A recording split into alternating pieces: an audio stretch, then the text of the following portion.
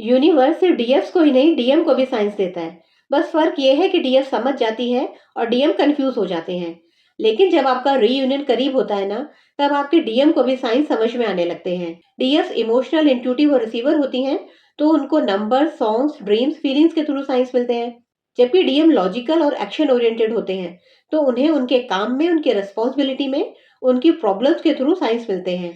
जब डीएम को अपनी लाइफ से रिलेटेड कोई मेजर डिसीजन लेना होता है, जैसे जॉब चेंज करनी है, कहीं शिफ्ट करना है, कोई इन्वेस्टमेंट करना है, तो उनके सामने अचानक डीएफ के शहर का नाम आ जाता है या डीएफ के प्रोफेशन से जुड़ा कोई टास्क मिल जाता है। अगर डीएम किसी प्रॉब्लम में है, तो कोई दूसरा पर्सन उन्हें सॉल्यूशन बता देगा या डीएम को ही कोई ऐसा आइडिया आ जाएगा जो उनके लॉजिकल माइंड में नॉर्मली आ नहीं सकता था, या वो कोई ऐसा काम कर देंगे जो उन्हीं के पुराने पैटर्न के खिलाफ होगा।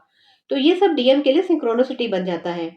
वो कहीं से भी आपका या आपके शहर का नाम सुन सकते हैं, आपके जैसा चेहरा देख सकते हैं, बिना रीजन आपकी याद आ जाती है, आपकी फेवरेट जगह, फेवरेट सॉन्ग, आपकी फेवरेट बुक, आपकी बर्थ डेट, मतलब आपकी बिलोंगिंग से मिलती जुलती कोई भी चीज रैंडमली उनके सामने आती है। अचानक पास मोमेंट्स फ्लैश हो जाते हैं, कोई आपकी तरह बिहेव कर देता है उनके सामने, और कुछ नहीं तो कभी कभी उनकी सोल खुद उन्हें आपके आसपास ले आती है। तो ये सब यूनिवर्स का तरीका होता है डीएम को आपकी याद दिलाने का। हालांकि समझ में डीएम के कुछ भी नहीं आ रहा होता। डीएम को उनकी डीएफ ड्रीम्स में दिखाई जाती है। वो देख सकते हैं कि कभी आप उनसे बात कर रही हो, कभी चुप हो, कभी कहीं दूर जा रही हो। डीएफ को भूलने की कोशिश में डीएम थर्ड पार्टीज में जाते हैं। शक्लें, बातें सब आप जैसी हैं, पर फीलिंग्स गायब होती हैं। कोई कनेक्शन ही नहीं बन पाता डीएम का किसी के साथ। और यूनिवर्स उनको ये दिखाता है कि कोई और अट्रैक्शन तुम पर काम नहीं करेगा। तुमको तुम्हारी ही सोल का आधा हिस्सा चाहिए। डीएम नए शहर चले जाते हैं, नई जॉब ढूंढते हैं, लेकिन उनको कहीं भी सेटिस्फेक्शन नहीं मिल पाता। मतलब डीएम जितना दूर भागते हैं, उतनी बार सेम फेलियर मिलता है और सेम फीलिंग आती है कि कहीं तो कुछ तो मिस हो रहा है मुझसे। बिना रीजन इरिटेट हुए रहते हैं, अचानक ही उदास हो जाएंगे। ये सब एनर्जी शिफ्ट है जिसे डीएम समझ नहीं पाते। जब आप यूनियन के करीब पहुंचते हो, तो जो नंबर्स आपको दिखते हैं वो उन्हें भी दिखने लगते हैं। कोई डीएम से रैंडमली पूछ लेता है, आपकी लाइफ में कोई है क्या? और वो सोचने पर मजबूर हो जाते हैं, मैंने तो किसी को कुछ नहीं बताया, फिर इसे कैसे पता चला? डीएम को सिग्नल्स मिलते हैं, पर ना तो वो उन्हें समझ पाते हैं और ना ही एक्सेप्ट कर पाते हैं। बस फील करके रह जाते हैं। अब बात करते हैं कि डीएम इन सिंक्रोनोसिटीज के साथ करते क्या हैं।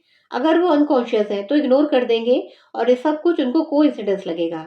अगर वो अभी कुछ कुछ अवेकन हुए हैं, तो कंफ्यूजन में ही सही पर इस करेक्शन के बारे में सोचना शुरू कर देते हैं।